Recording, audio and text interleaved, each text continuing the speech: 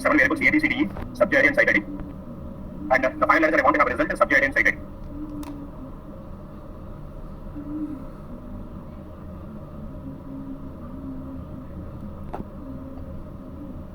Tell me how we have the data set, output data set.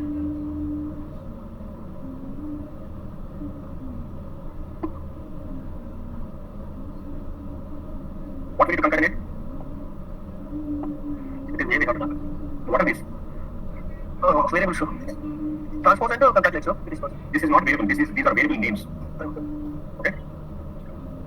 When we should concatenate? These are observations. If it is not equal to 0, if it is not 0, or if it is 1, if it is 1, you have to concatenate the variable names.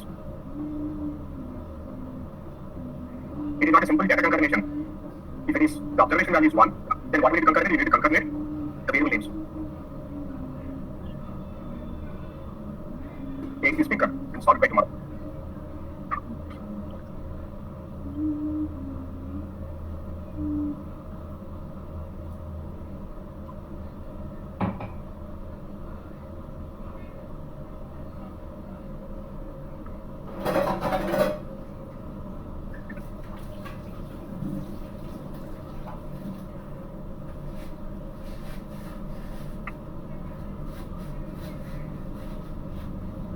Remember what we were discussing in the last class? We started discussing about ADSL variables. What are the ADSL variables so far we have discussed? Remember, what is the spectrum of ADSL? One record per subject. One record per subject. One record per subject. And we are going to have only one ADSL data set per study. So it is going to be considered the one record per subject per study. And I told you, we can divide ADSL variables into following groups. So identifier variables, demographic variables, population flags, treatment variables, treatment date variables, randomization, randomization variables, and the subject experience during the clinical trial. So these are the variables that we are going to have. I don't ask you to recommend all the variables because they are randomizing guidance, but if you understand the variables, if you have a familiarity, that is the most important thing. So at least please write the variable names 5 to 10 times to understand the variable names. Okay. Now, in the last class, first of all, we have seen identifier variables. Remember what are the identifier variables that we have seen in the last class? We have seen study ID. Then I told you we are going to have what? We are going to have USPT ID. Then we have an USPT ID. Then we have a site ID. Then we have seen site GRY. Then we have seen site GRY numerical. Then we have seen region. Then we have seen region Y, and then we have seen region Y numerical. So these variables comes under which class? Identifier variables. Okay, in demographic variables. What are the demographic variables that we have seen? Remember? We have seen age variable, then we have seen age dash, and then we have seen analysis, then we have seen age DRY, then we have seen age DRY. Okay, then we have seen sex variable, then we have seen sex numerical variable, then we have seen race variable, then we have seen race GRY, then we have seen race GRY numerical. And then we have seen ethnic variable. So these are the variables that we have seen in demographic class. And after that we started discussing about what is that one? Population class. I told you this is very, very important. What are the population flags that variables that we have discussed? Remember the population flag that we have seen? I told you we are going to have the enrollment flag, and then we are going to have randomization flag, then the entity flag, ETFL, which is nothing but intent to treat flag, and then we have seen safety flag, SCFF flag, then we have a completed flag, completed flag, then we have a PPROTFL, and then we have FCSFL, full analysis flag. And these are the 7 population flags that we have according to STDM Adam IC guidelines. Enrollment, randomization, intent to treat, safety, completeness, per protocol, full analysis setting. Understand this one, everybody? Very, very important. If you thought each subject is going to come under which population flag.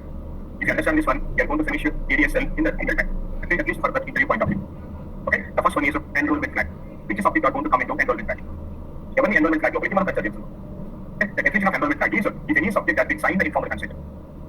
If anybody has signed informal consent, then we are going to call him we are going to consider him in enrollment flag. So how do we know whether the subject is signed the informal consent or not?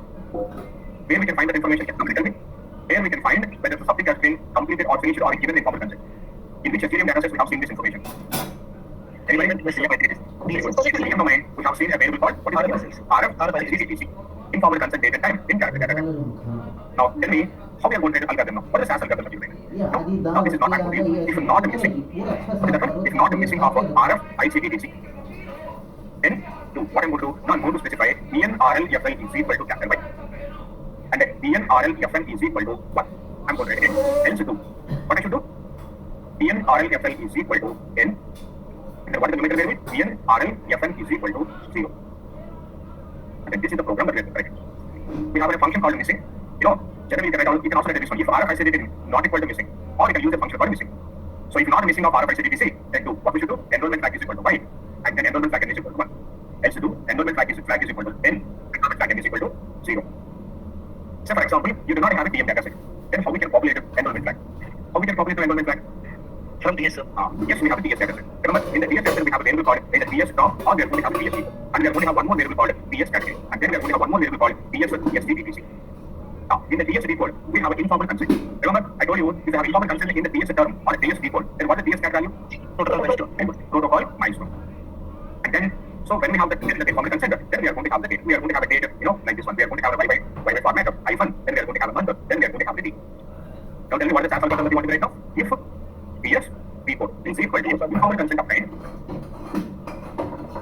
informal consent of 9, and TS category is equal to protocol milestone, and TS STTTC not equal to missing value, then 2. What we should do?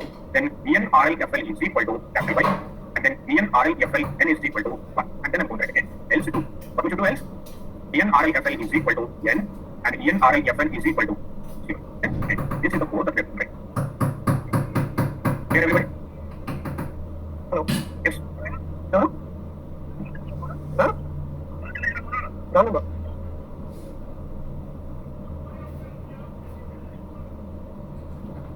Is this clear everybody? For enrollment flag? Yes, sir. Once you're done with the enrollment flag, the next way of flag that we are going to have is RANDFL, randomization flag. So what is this definition for the randomization flag? All the subjects we are being randomized.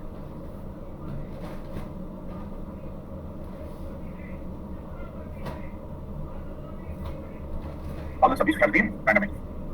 So how do you know that whether the subject has been randomized or not? How do you know that whether the subject has been randomized or not? Now, generally, in the supplement data set, okay, in the supplement TM data set, we are going to have two important, if the subject has been randomized, we are going to have SRO type of question. Okay? If the subject has been randomized, we are going to have yes and yes. Not if there is not randomized, we are going to have it. And we are going to have one more variable called randomization code. Okay? And where we can find these two variables we can find in supplementary TM data set. So this yes or no or the randomization code, we are going to have in a variable called QVAL. And QNAM is going to have a randomization and another variable is going to be a randomization code. Now what I'm going to do, I'm going to transpose this supplementary data set to whatever the sub-TM that we have. And what we are going to do, we are going to retranspose this data set. And then whatever the retranspose data set that we have, we are going to merge the data set with whom? We are going to merge that one with the TM data set. Now, I'm going to use this data set together. Or otherwise, we have already TS data set. In the TS data set, again, we are going to have a TS depot. And then again, we are going to have one more variable called TS category. And we are going to have one more variable called TS STTTC. Now tell me what the TS depot is going to be. The TS depot is randomized. Randomized, and the category is going to be protocol. And if you should not have any missing values, you have it somewhere. Now tell me what the code that we are going to write now. If TS depot is equal to randomized and the TS category is equal to protocol milestone and TS STTTC is not equal to missing value, then do. What we need to do? We need to say RANDFL is equal to Y, RANDFL n is equal to 1. Else do. RANDFL is equal to n, RANDFL n is equal to 0. That is the code that we have put. Now tell me what the code that we should write. If a TS depot is equal to randomization, randomized, and TS cat is equal to protocol milestone, and not missing TS STTC, then do. What we should do? RANDFL is equal to capital Y. RANDFL FL is equal to 1.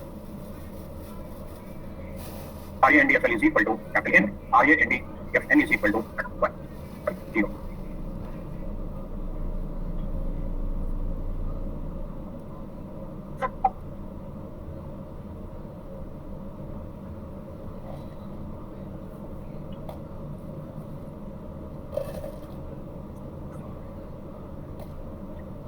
And the next one that we are going to have is ITTFL.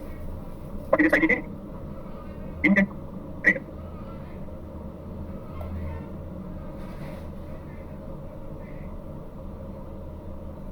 To whom we want to give the treatment? Everybody will treatment is all the subjects has been randomized. Remember, in the TM data set, we have seen two variables, ARM and ACTOM. What is the difference between ARM and ACTOM? ARM actual, as per protocol, ACTOM. On plan treatment, ACTOM actual treatment. It's ARM plan treatment. Plan treatment. What is the ACTOM? Whatever the actual treatment that we have, we are going to have in the ACTOM. Okay? Now, if ARM not equal to missing value, okay, the planned ARM is not equal to missing value, then ITTFL is equal to 1. So, the subject has been signed informal consent, then the subject has been randomized, then the subject has been assigned for treatment. So, if ARM not equal to missing value, then ITTFL is equal to 1. Whether he has taken the treatment or not, actual treatment or not, that is the secondary. First of all, what we need to have? The subject has been randomized, and the subject should not have a missing value in plan treatment or planned ARM. So, if ARM not equal to missing value, then ITTFL classical analysis flag.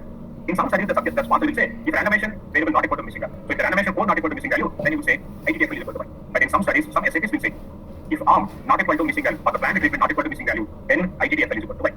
Okay, so tell me what right now, if not missing function of which variable? Arm. Then ITTFL is equal to what I should say? I'm going to say 1. Of course, we are going to write the two groups, then I'm going to write the 2. ITTFL is equal to y. ITTFL is equal to 1.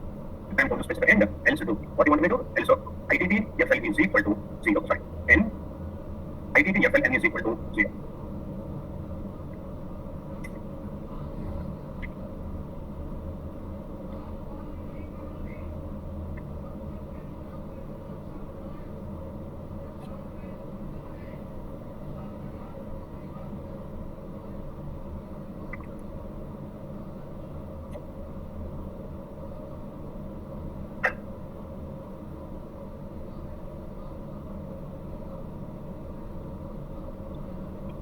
Then the next one that we are going to have is SAFFL, Safety Analysis Flag, Safety Population Flag. Safety Population Flag. What is the definition for a safety population flag? You know, the safety population flag definition is if the subject has taken at least one dose of treatment. The subject has taken at least one dose of treatment, then the subject will be considered for safety flag. Okay, we should take at least one treatment dose. How do you know that a subject has taken at least one treatment dose or not? Where we can find this information? Where we can find the treatment information in HDM? Where we can find the treatment information? EX. Very good. Next, further away. Okay, now this is the code that we are writing. If EX dose, or simply I'm writing like this one. If not missing EX dose, or not missing EX dose DOT, then do. SAFFL is equal to capital Y. SAFFLN is equal to SAFFN is equal to 1. Then else do. SAFFL is equal to 0. Sorry. N SAFFN is equal to 0. This is the code that if not a missing of EX dose or not a missing EX dose total, then do. Dose equal to missing value treatment is equal to. If you have taken any treatment, then dose is going to be not equal to missing value. And if that is the case, we are going to consider that as safe. What dose is this? But can I get to this one? Okay, it has taken at least one treatment dose.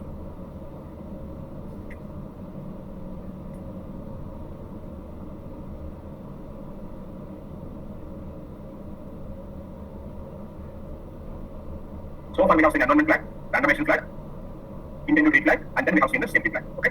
Now, the next one is completed flag, COMPLFL. If the subject has been successfully completed the study, can somebody tell me how do you know that whether the subject has been successfully completed the study or not? Where we can find the information from this variable, we can find this information in the disposition domain. In the disposition domain, we are going to have variable called DHD code, and we are going to have one more variable called DS category, and then we are going to have one more variable called epoch, and then we are going to have one more variable called DSDT. If the DSD code is completed, then what is the DS category is going to be anybody? Disposition. Very good. Disposition. And then what is epoch is going to be? Follow. Okay. And then it should not have any missing value. Tell me what is that algorithm that you will write now? If DSD code equal to completed, and DS cat is equal to disposition, and epoch is equal to follow, and not missing of a DS CDTC, then do. What we should do? CYMPLFL is equal to capital Y, CYMPLFN is equal to 1. Else do.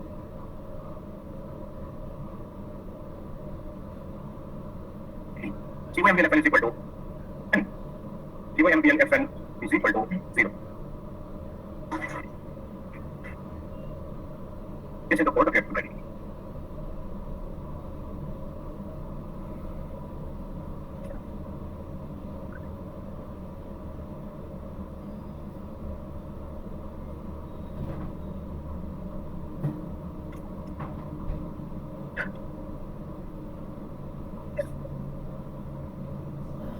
Then we are going to have PPROT-FL, and protocol flag. PPROT-FL, and protocol flag. Now, how do you know that the subject has been successfully completed the study without the protocol deviations? Where in which HDM direction we can find this information? Okay, in the previous protocol deviation. There is a domain called a DB. In the DB domain, we can find it. So, what is the DB domain? What information is going to have? If any subject has got any deviations, now where we notify that where we map that information, we map that information in the DB data set. It comes under events. That's what it was like one record. got their protocol deviation per subject. Okay, that was the domain we have seen that. Now, how do you know that the subject has successfully completed without deviations or he completed with deviations? How we can map this information now?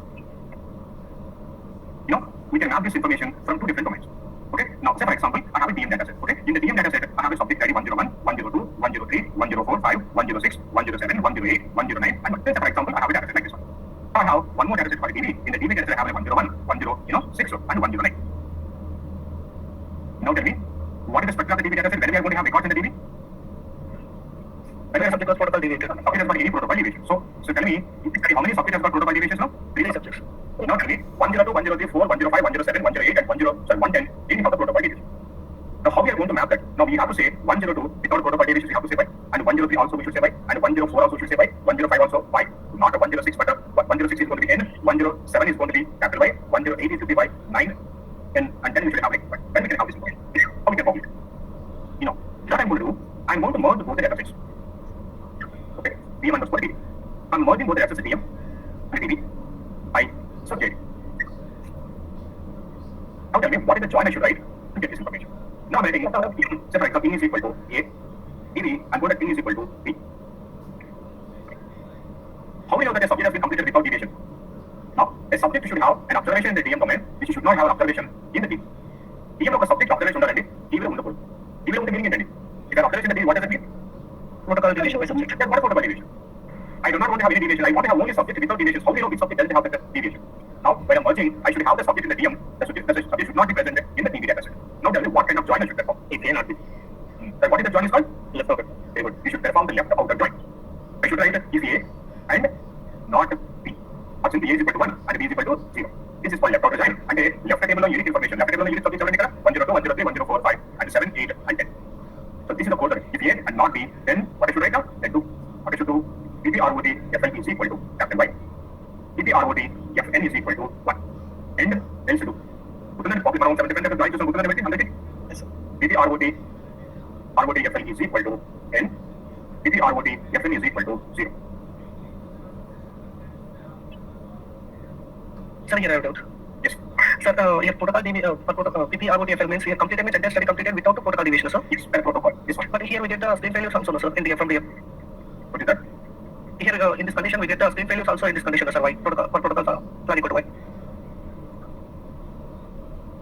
Okay, and in the should an extra condition. What we should write? Screen failure, and that is not according to RMIC guidelines, so but we should write like screen failure not equal to Y. Okay. We should write an extra condition. The next one is FASFL, full analysis set line. Full analysis set population plan. Now, this full analysis set population plan entirely depends upon the SCP, statistical analysis plan. In the SCP, it will clearly mention which subject should include in the full analysis set. Now, most of the times, if the subject has met the criteria, and then we are going to consider the subject as a full analysis set, we are going to set some criteria according to the study. Based on the study criteria, if he met the study criteria, we are going to consider him for the full analysis set. Now, I'm going to write here few criteria. In my study, as a sponsor, I set a criteria. For example, this study is a 90-day study. It is a math. In the study, every day, the subject should take up 100 mg.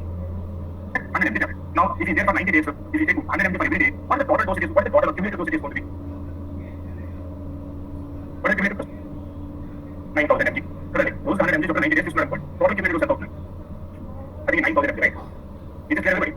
Now, the sponsor is going to say, if the subject's accumulated dose, say for example, the greater than or equal to 5,000, then consider him full analysis set. And then after this course also like that, he's going to set some criteria. What is the criteria here? If the cumulative dose is greater than or equal to 5,000, then consider him for full analysis set. This is one condition. Okay? And the second condition, in some scenarios, some studies, say for example, my study contains 10 visits, 10 planned visits. Out of the 10 visits, if the subject has been completed minimum 6 visits, so consider him for full analysis set. Okay? Out of 10 planned visits, if a subject completed how many visits, for example, 6 visits, okay? Then consider him for full analysis set. Or in some studies, say for example, mine is a diabetic study. Okay, in this diabetic study, now I'm going to look for, an hemoglobin, say for example, HB, let's say 1AC. This is the thing for I'm looking for. This is the what they call some therapeutic agent or something. I'm looking for this one. And I'm going to perform this test every now and then. If the subject has given a sample, HB1AC test post-treatment. You know that what you mean by treatment, pre-treatment, baseline, post-treatment, right? What do you mean by pre-treatment? Before the treatment. What is the baseline on or before the start of the treatment? What is baseline post-treatment? After the treatment. If the subject has given the sample, or if you perform any test during the treatment, then I will select it during the treatment. subject. If any subject has given a sample for HB1AC post baseline, I am going to consider that subject for full analysis. Okay, if LBDCD is equal to HB1AC and LBDC greater than or equal to RFSDC, then full analysis set is equal to 5. Understand what I'm saying? And LBDC is compensatory. What is the test I'm looking for? LBDC is equal to, say for example, HB1 basic. And what it should be? LBDC greater than or equal to, okay, RFSDC, then FASFL is equal to, I am going to say 1. Understand this one? So it may be cumulative dose, it may be total number of visits, actual visits, total number of actual visits by planned visits, and it may be any specific test. So for example, in the SAS analysis plan, they have specified we can understand the efficacy of this drug by only this test. And the drug conjures whether this formula gets performed on the HB1 years. Now I'm going to take this as a criteria. If the patient or a subject has given the sample for the test post baseline, now consider the subject